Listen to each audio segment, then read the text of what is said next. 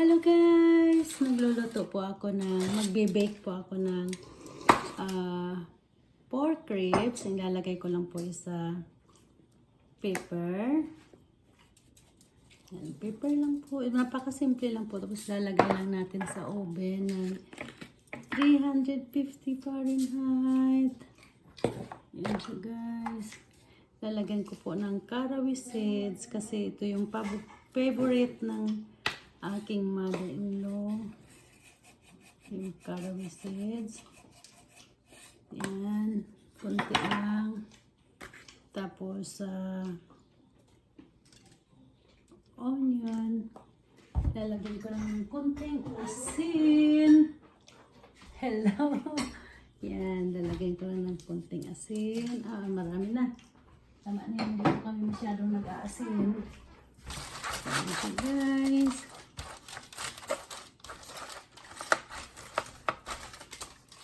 Subukan ko itong ganito. Hindi, masarap po siya guys. Kasi walang ibang, mabango. Mabango siya guys. Wala siyang masyadong asin kasi bawal sa amin yung asin. So, hindi po kami naglalagay ng maraming asin. Kunti lang, 1 pence ng asin lang for healthy purposes.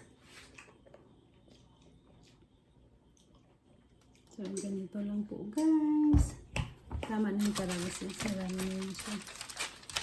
So, ilagay lang natin sa oven. Ayan. Pag niluluto ko ito, maabot siya ng 2 to 3 hours.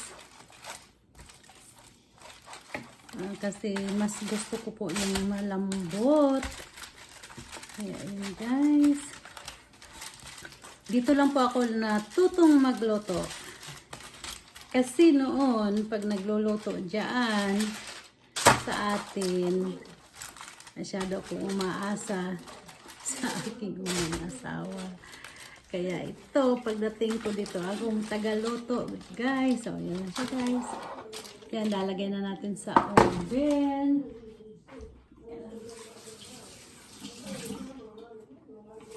Yan po, guys, ang buhay ni Inday dito.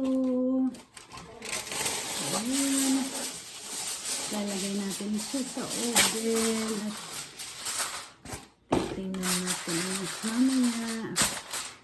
So yun guys, maraming salamat po sa lahat ng nagtatangkilik sa akin. Lalagay na natin siya sa oven. Yeah. Yan siya guys. So, nandito na ako.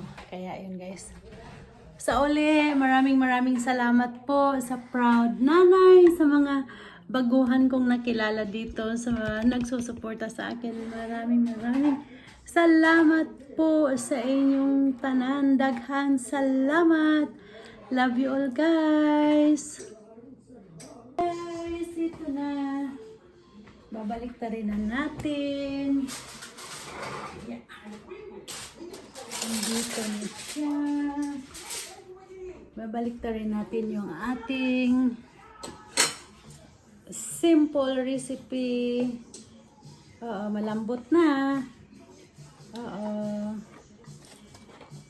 Paano ayaw. Sobrang lambot na guys.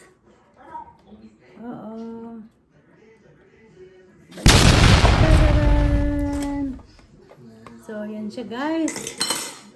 Luto na yan. So, kunting